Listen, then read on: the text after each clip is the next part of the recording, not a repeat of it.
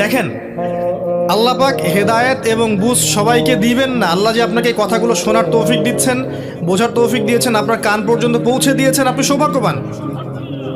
আল্লাহ পাক সবাইকে সুযোগ দিবেন না। 1999টা মানুষ জাহান্নামে যাবে, 1999টা মানুষ জাহান্নামে যাবে। এটা হাদিসে আসছে সহিহ বুখারীতে 4 বার। আর আল্লাহ পাক সূরা আরাফের 179 নম্বর আয়াতে ওটাও বলেছেন, ওয়ালাকাদ যারা'না লিজাহান্নামা কাসীরাম মিনাল জিন্নি ওয়াল ইনস।